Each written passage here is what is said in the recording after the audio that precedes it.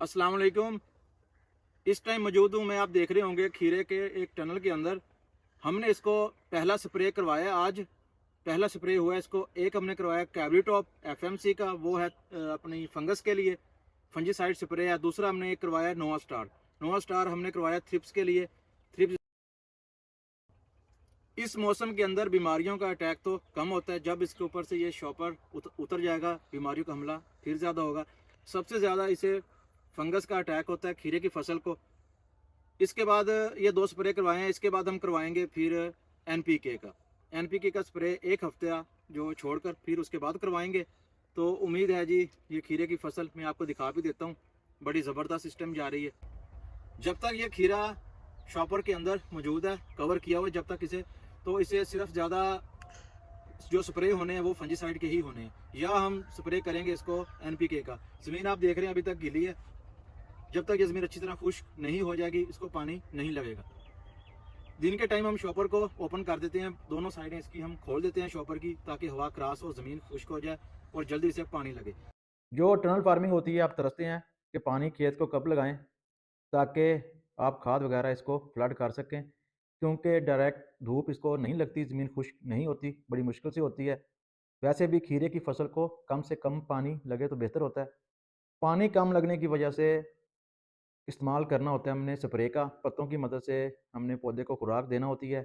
जो जड़ से खुराक देनी होती है हमने पौधे को, वो हमने ज़मीन की तैयारी के वक्त वाफर मिकदार में डाल देनी होती है।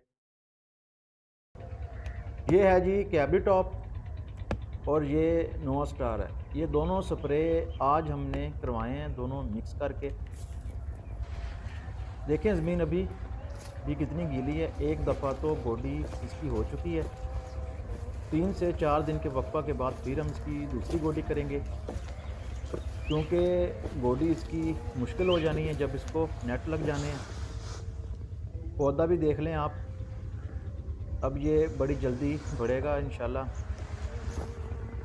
आपको कुछ होल खाली भी नज़र आ रहे होंगे, इनमें बीज की जर्मिनेशन नहीं हुई थी, हमने दोबारा लगाए हैं इनमें। सर्दी बढ़ गई है इसलिए थोड़ा लेट ही निकलेगा पौधा इसमें से। अच्छी एवरेज ज़्यादा पैदावार लेने के लिए ज़रूरी होता है खेत में पौधों की तादाद पूरी हो। इनमें बीज लगा दिए हमने। इस टनल में कुछ ज़्यादा ही नागे थे जो हमने लगा दिए हैं। अब साइड्स पर दोनों तरफ हमने टनल के नेट लगा दिया था। अब एक हफ्ता के अंदर अंदर बाकी के नेट भी लग जाएंगे। इस बेड पर 2 नेट लगने हैं, क्योंकि हर लाइन का अलग से एक अपना नेट होता है। जब वो लगेगा तो आपके साथ वो भी वीडियो ज़रूर शेयर करेंगे। एक टनल में 6 नेट लगने होते हैं, जिन पर बेल को चढ़ना होता है ऊपर। इन नेट्स पर काफ़ी वज़न भी होता है और साथ स्टिक पर वज़न होता है। काफ़ी टूट भी जाती हैं स्टिक्स, फिर बड़ा प्रॉब्लम होता है। चलें जी, अब अपनी वीडियो का एंड करते हैं। चैनल को ज़रूर सब्सक्राइब कर लीजिएगा और लाइक भी लाजमी किया करें। बड़े सादा अल्फाज में आपको अपने चैनल पर हम समझाने की कोशिश करते हैं, ताकि आसानी से आपको समझ लगती रहे। अपना बहुत सा ख्याल रखिएगा। अल्लाह हाफ़िज़।